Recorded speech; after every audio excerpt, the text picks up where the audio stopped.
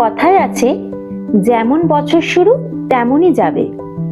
তবে বছরের প্রথম দিনটা শুধু একটা দিন নয়, দিনটা আপামর বাঙালির কাছে আবেগ, বাঙালির সংস্কৃতি আর অফুরন্ত ভালো লাগার দিন।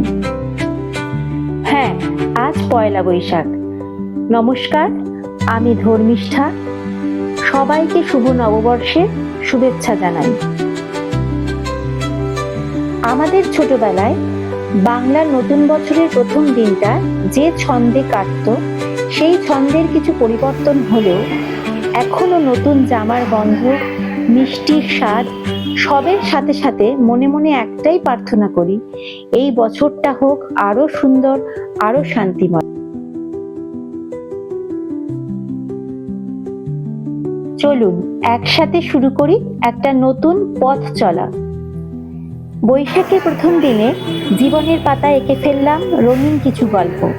সকাল সকাল স্নান সেরে সেজে গুজে চলে গেলাম আমাদেরই বাড়ির কাছে মা বুনোকালীতলার মন্দিরে পুজো দিতে।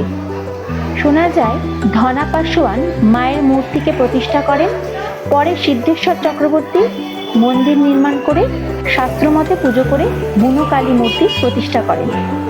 অতীতে জঙ্গলের মধ্যে তখনের সময় কালী মূর্তিটি ডাকাত কালী নামে খ্যাত ছিল। বর্তমানে মায়ের নিত্য পুজোর সাথে সাথে কালী পুজোর অন্নকূট উৎসবও পালন হয়। পুজো দিয়ে বাড়ি ফিরে আজ হঠাৎই আমরা ঠিক করলাম মাকে আর আমাদের এক কাকিমাকে নিয়ে দুপুরে ভুরি ভুজে যাব। তাই শুনে মা আর কাকিমা বেজায় খুশি হলো। চললাম সপরিবারে আহারে বাঙালিতে। বাড়ির রান্না বান্না উঠলো পাটে। আমাদের পাপিয়া কাকিমা খাওয়াতে আর ঘুরতে ভীষণ পছন্দ করেন, আর যখনই আমাদের বাড়িতে আসেন তখনই কিছু না কিছু রান্না করে আমাদেরকে খাওয়ান। তাই আজ কাকিমাকে যখন বললাম আমাদের সাথে যাওয়ার কথা, তখন কাকিমা এক কথাতেই রাজি। মা আর কাকিমার সাথে সাথে আমরাও খুব আনন্দ পেলাম। বাহ, দেখুন আহারে বাঙালির ভেতরটা কি সুন্দর করে সাজিয়েছে। আহারে বাঙালির রেস্টুরেন্টটা চন্দননগর স্টেশনের কাছে মধ্যাঞ্চলে।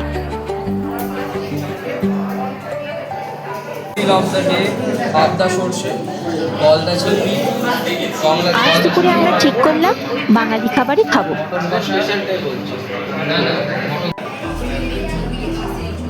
এখানের পরিবেশনও খুব সুন্দর ছিল।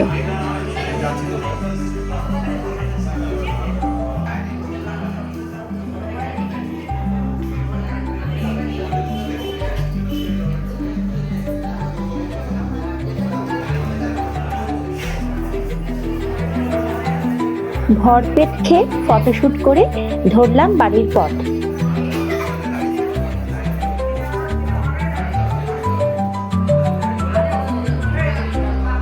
বাড়ি ফিরতে ফিরতে মা আর কাকিমা সমানে বলে চললো দারুণ কাটালাম দিনটা।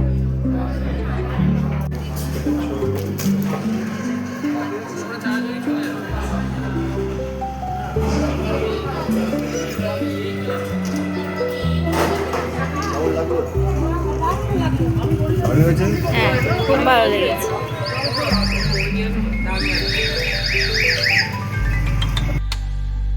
সন্ধেবেলা বাড়িতে এলো আমার দুই বান্ধবী।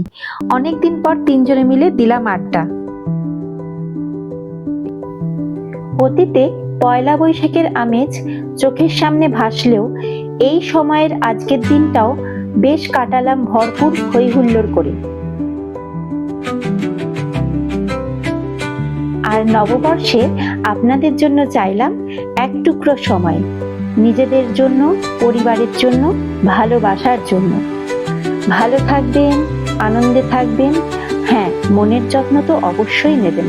তাহলে আজকের মতো আসি।